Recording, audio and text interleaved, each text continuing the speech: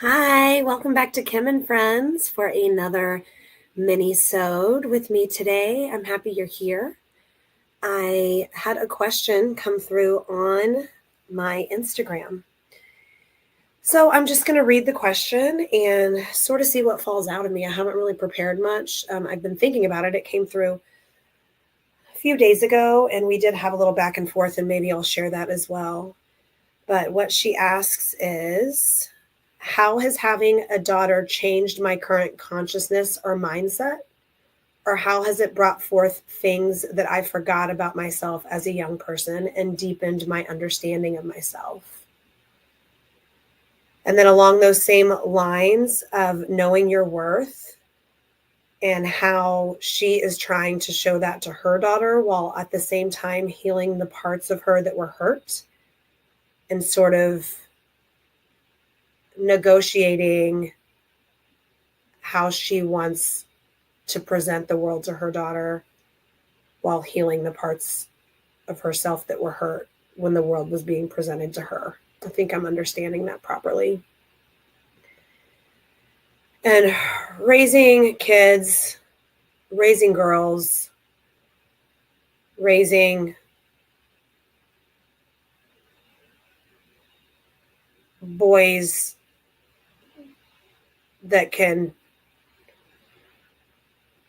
break the cycle of what they've been born into is a heavy topic for me. I think it's a heavy topic for all parents that are really trying to take what didn't work from their childhood and not repeat the cycle.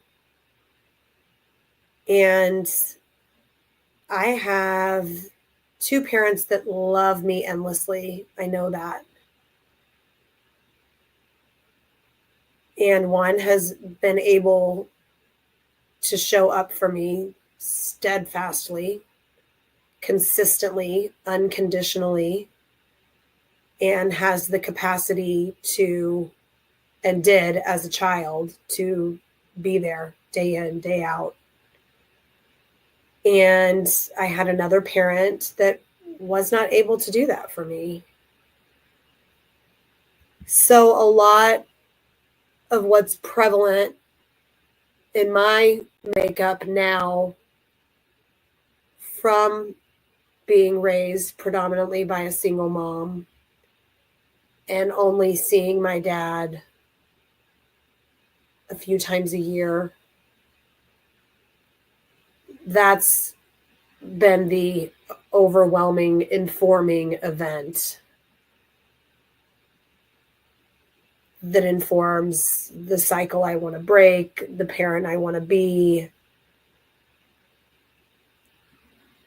So when she asks about breaking cycles, I am still married to their dad, and we're both in the house, and he's her soccer coach, and he sees her every day, tells her he loves her every day. But I would say, like, my damage comes through in that, like, I have this idyllic sort of, 80s, 90s TV sitcom idea of what a good dad looks like. So when Daniel just acts like a dad, and we're all imperfect, like, he's not always doing it perfect, but he's a damn good dad. And he's, tough on Edna. What the hell was that in a soccer game? Or, you did a piss poor job at this, or, whatever. I'm like, he's hurting her. He's hurting her. This is, she's going to carry the shame, and she's going to, and I can just really tailspin in my head and then have to rein it back in and recognize that Edna is a separate person from me. She is on a separate life path with completely separate life circumstances. And I'm walking alongside her, and I certainly stepped in to guide her, and more so as she was younger than I do now. I want to step in more now, but she's a teenager, so I have to walk that tightrope, and recognize that, like, her relationship with her dad is exactly what it needs to be. It will not be perfect, but it will not be the same as mine.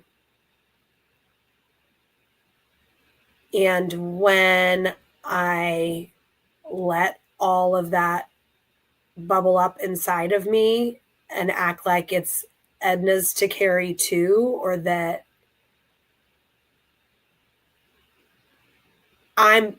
that's working in reverse. That's not breaking the cycle. So I have to trust her dad, which I do. But when those things bubble up inside me, I sort of have to work them out in my own way, whether that be talking to my sister or talking to a friend, or I guess now getting on here and talking to all of you. A new little outlet for my inner monologue, the voices in my head.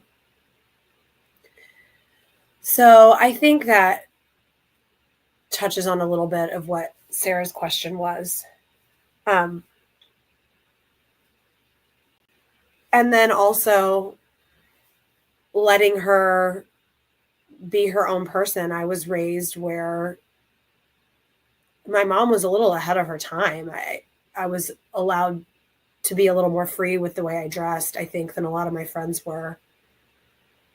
But Edna doesn't have strict dress codes at school. They wear crop tops. They wear sweaters off their shoulders and short shorts, and that's beautiful. But my conditioning, again, the conditioning, the first reaction, and then what you do with that reaction is your heart. I'll like kind of tense up and have to like, does this look okay? Edna comes downstairs. Does this look okay to wear to school today? Well, are you allowed to show your stomach? Well, is it okay that your shorts are that short? That's the conditioning.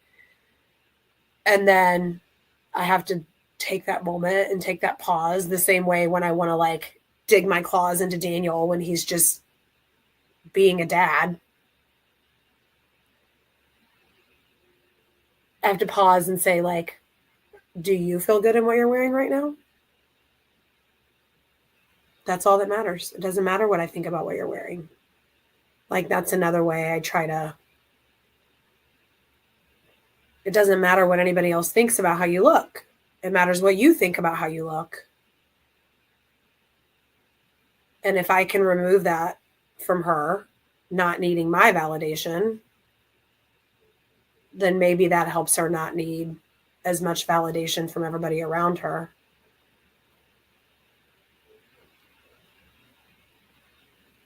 So that's something. Raising daughters. And then also just knowing like we're bound to screw something up. I'm screwing it up. Hopefully I'm doing more things right than I'm doing them wrong. I think I can say with confidence I'm doing more things right than I'm doing wrong. But yeah, that's for me personally, the thoughts that I have on raising daughters and how I can bring my own damage to the party. Thanks for listening. I'll see you again next week.